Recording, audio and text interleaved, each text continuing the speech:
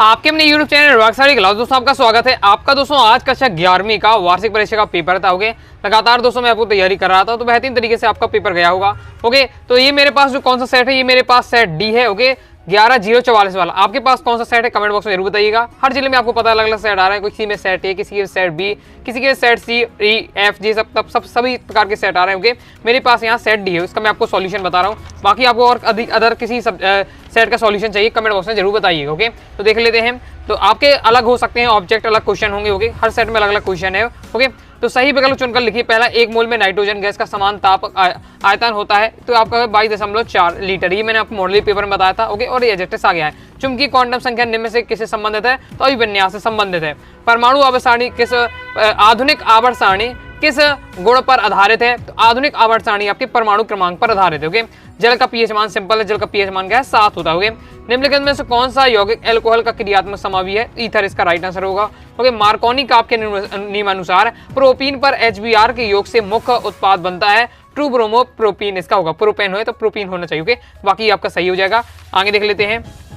इस प्रकार से आपका पेपर दिया था। ओके, फिर है हमारा पदार्थ का घनत्व। ओके, सिंपल है, पदार्थ जो घनत्व का ऐसा ही मात्रा किलोग्राम अपॉन मीटर क्यूब हो जाएगा। ओके, नेक्स्ट है दोस्तों हमारा अमोनिया अणु की आकृति डेडेरस होती है। तो अमोनिया की जो आकृति होती है वो कैसी होती है? वो पिरामिडीय होती है। ओके, तो आपको इसका क्या लिख देना था? आपका पिरामिडीय इसका राइट आंसर हो जाएगा। ओके, पिरामिडीय आकृति होती है अमोनिया की। नेक्स्ट है एथिलीन अणु के दोनों कार्बन परमाणुओं पर डेडेरस संकरण होता है तो sp2 संकरण होता है। ओके, नेक्स्ट है जल बर्फ के जल में पिघलने पर एंट्रोपी क्या होती है? शून्य होती है। ओके, नेक्स्ट हमारा लुईस की धारणा में इलेक्ट्रॉन युग्मदाता डेडेरस को कहा जाता है तो किसे कहा जाता है? वो आपको इसका राइट आंसर हो जाएगा लुईस क्षार। ओके, तो लुईस क्षार इसका राइट आंसर हो जाएगा।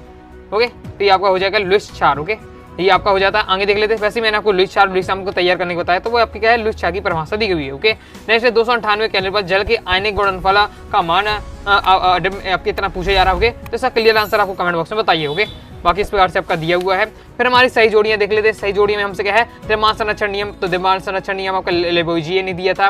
पीएच मान की अवधारणा ये आपके क्या है? सोरेनसन ने दिया था। ये भी मैंने आपको मॉडल पेपर में बताया था। ओके, लेंसेंस विलियन ये भी सोडियम निष्कर्ष। ओके, ये मैंने आपको क्वेश्चन में कमनली कराया था। कार्बोनिक अम्ल पूछा जाता है, कार्बोनिक अम्ल आपको बता देना है फॉर्मूला, फिर एल्डिहाइड और कीटोन का आपको बता देना। ओके, इस प्रकार से आपका दिया हुआ है। चलिए आगे देख लेते हैं। आगे दोस्तों 77 है। तो 77 में पहला है विकर्ण संबंधी तत्वों की विद्युत ऋणात्मकता के मान लगभग समान होते हैं, बिल्कुल सत्य हो जाएगा।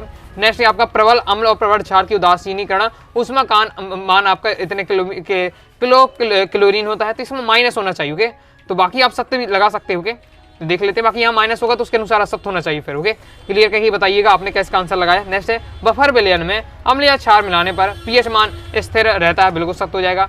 नेक्स्ट है H2S2O8 में आपका क्या है? सल्फर की ऑक्सीकरण संख्या +6 है तो आप इसका सॉल्व करेंगे तो 7 आ जाएगा। ओके, मैंने आपको क्या क्वेश्चन आंसर में आपको बताया था, लेकिन आपके पास तो निश्चय बन गया। ओके, तो आपको उसको क्या है? x मानकर आप निकाल सकते हैं। नेक्स्ट हमारा कार्बोनिल यौगिक नाभिक स्नेही प्रतिस्थापन अभिक्रिया देते हैं तो ये भी हमारा क्या है? सत्य हो जाएगा। ओके, नेक्स्ट एल्किन सजातीय श्रेणी का समान सूत्र इतना है तो ये अब असत्य हो जाएगा क्योंकि हम -2 आपके नहीं होना चाहिए। ओके, तो ये आपका असत्य हो जाएगा।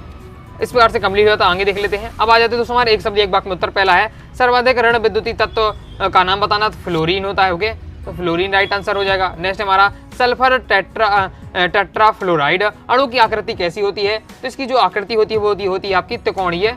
इसमें होती है आपकी त्रिकोणीय द्विपिरामिडीय। ओके, द्विपिरामिडीय इसका राइट आंसर हो जाएगा। ओके, आकार की। नेक्स्ट हमारा कार्बोनियम के कार्बन परमाणु पर कौन सा आवेश होता है? तो इसमें धनात्मक या सकारात्मक। ओके, ये आप लिख सकते थे। ओके, नेक्स्ट पेपर क्रोमेटोग्राफी किस नियम पर आधारित है? ये मैंने model paper as it is बताया, अभी आप वीडियो जाकर देख सकते हो। ओके, तो ये आपको बिल्कुल एज इट इज मैंने आपको पेपर में बताया था। तो क्या है? पेपर क्रोमेटोग्राफी आपकी विभाजन सिद्धांत। ओके, विभाजन सिद्धांत विभाजन नियम लिख दे, चाहे पार्टीशन नियम लिखें। ओके, तो विभाजन नियम आपको लिखना था। ओके, नियम बताना तो विभाजन नियम आपको इसका राइट आंसर हो जाएगा। इंग्लिश में कहे तो partition rule. Okay, next phenol का रासायनिक सूत्र होता है। ओके, तो C6H6 और आपका रह जाएगा O और संरचना बनाते तो बेंजीन बस आपको क्या है? इसमें आपको क्या है?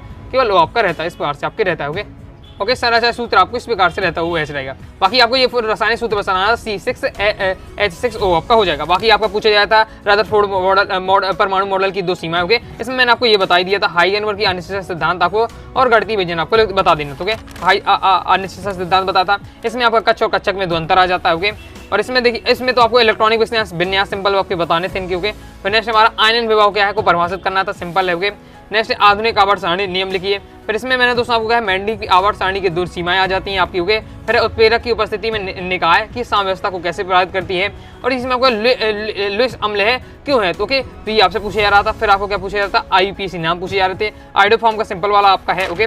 नेक्स्ट देखिए IUPAC नाम, ये तो बिल्कुल आसान रहते हैं, इनका हम निकाल सकते हैं। नामकरण मैंने आपको बताया था 3 नंबर में, ओके। बाकी आपके 2 नंबर में वर्ड्स अभिक्रिया जाती है, फीडल क्रॉप्ट अभिक्रिया जाती है, ये भी मैंने आपको 2 नंबर बताई थी। इंपॉर्टेंट क्वेश्चन की में वो आपको यहाँ से आ जाते, ओके। तो स्थिर अनुपात का नियम आपका पूछा गया था, और गुणित अनुपात का नियम दोनों मैंने आपको बताए थे, ओके। साम स्थिरांक KP और KC में आपको संबंध पूछा गया था। हेंस का देखिए आपको स्थिर ऊष्मा संकलन का नियम आपसे पूछा गया, 4 नंबर बताया था, 3 नंबर में आपसे लेकर पूछा गया है, ओके। फिर विद्युत रासायनिक श्रेणी की आपको 3 अनुप्रयोग बताया था, 3 नंबर बताया है, ओके। 3 नंबर वाली वीडियो में आप देख सकते हैं, ओके। फिर आपका इस प्रकार से ये क्वेश्चन पूछा गया था। नेक्स्ट हमारा क्या पूछा जाता है, क्वांटम संख्या किसे कहते हैं, प्रकारों के नाम लिखिए। बिल्कुल सिंपल है, आपको केवल क्या है प्रकार क्वांटम संख्या को बताना था। प्रकार मैंने आपको डिटेल से समझाया था 4 नंबर, ओके, लेकिन यहाँ आपको नाम बस बता देना है, ओके। फिर देखिए सेकंड क्वेश्चन आपसे पूछा गया था कि N3 है तो किसी के लिए 4 क्वांटम संख्या आपको संभावित मान बताने थे, ओके। बिल्कुल सिंपल है। कैथोड किरणों के आपको 4 गुण पूछे गए, ये भी मैंने आपको बताया था 4 नंबर वाली वीडियो में, जो कि आपका यहाँ से आ जाता है, ओके। आगे देख लेते हैं। आगे इसमें आपको क्या सिग्मा और पाई बंध में आपसे अंतर पूछा जाता है, हाइड्रोजन बंध और इसके कितने प्रकार होते हैं ये आपसे पूछा गया था, ओके। फिर इसके बाद दोस्तों मैंने आपको ये वाला क्वेश्चन इसमें आपको बता दिया था, ओके, मुक्त ऊर्जा वाला, तो इसमें आपका हो जाता है। लेकिन नाभिक स्नेही और इलेक्ट्रॉनिक स्नेही अभिकर्मक को परिभाषित कीजिए और प्रत्येक के उदाहरण दीजिए, तो मैंने आपको समझा भी दिया था, साथ ही अंतर भी मैंने आपको समझाए थे, ओके। तो इसमें से आपका ही आ जाता। तो इस प्रकार से आपका पेपर था। आपके पास कौन सा सेट आया है कमेंट बॉक्स में जरूर बताइएगा, ओके। और आपका पेपर कैसे गया है कमेंट बॉक्स में जरूर बताइएगा। तो आई हो दोस्तों आपको वीडियो पसंद आएगी, वीडियो लाइक करके चैनल से जुड़ गया। मिलते हैं नेक्स्ट वीडियो में, तब तक के लिए बाय बाय।